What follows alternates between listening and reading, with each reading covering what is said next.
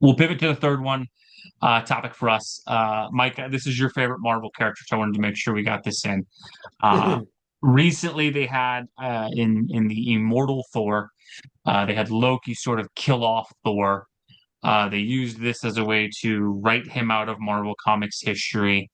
And so, like, Beta Ray Bill is now in the Marvel canon, supposed to have been one of the founding Avengers instead of Thor. This is all to relaunch the comic as the Mortal Thor, where apparently Thor will be a mortal man. I know you're not big on hating stories before they come out, but Thor, I know what's funny, me and you have been friends a long time. I know you love Thor. Thor is one of you're a Flash guy, but the second character you like in comics is Thor. So for you not to even be reading Thor comics lets me know how well and bad they've done that for you. When you hear more stories like this, how does that hit you as an old school fan of the character? Like, what do you think about what they're doing with them? Like, what do you think they could do for Thor? Because this seems like another bad idea. I hate it. I hate it. Thor is a god, and you can't make him mortal, and you can't kick him out. I mean, you just can't do it.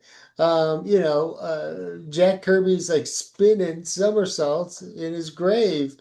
Mhm. You can't do that. I mean, Thor was very near and dear to Jack as well, Yeah. as a lot of his characters were. But, he's a character that Jack drew before he came back to Marvel in the 60s and recreated him into, the character we know and love. So, I just, you're shooting yourself in the foot again and again. Like, why you would do this, I have no idea.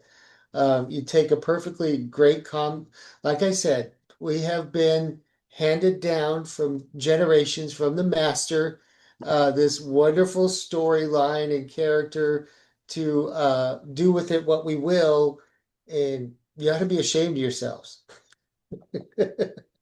You know, the weird thing with this is, if I for a second believed they were going to stick with this, I might actually be interested in it. But this is going to be another pivot, useless stop of, oh, 2 years of storytelling, and then we restore everything back to the status quo. And what's weird is Thor is probably the character from my childhood to my adulthood I have actually gained the most fandom of, and that I rarely, if ever, read Thor comic books as a kid.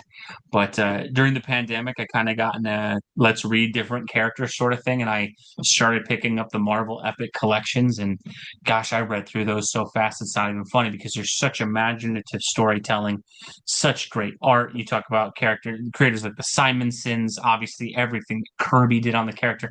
Those great, journey into mystery stories and the tales of Asgard in the back and this rich landscape and tapestry that they created. Even stuff like Dan Jurgens' underrated run in the '90s. I mean, there's so much great Thor storytelling out there, and like you, it's lost me as a reader. I wanted to like this new run, but they did this stupid, weird thing where there's a Roxxon owns the rights to make Thor as a comic book character in the Marvel universe, and they created their own corporate approved version.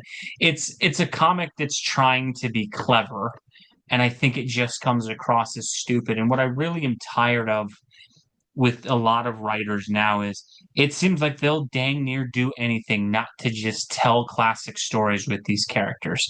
We will do absolutely anything not to give you another comic of Thor stopping Loki's nefarious plan or going to some alien planet and fighting a dictator, or we will just do anything to not do that. We'll freaking rewrite the whole mythology to make sure we don't give you those type of stories.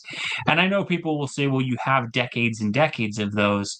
There's a reason we have decades and decades of those. That's what people want, right? Those are good stories. That's why.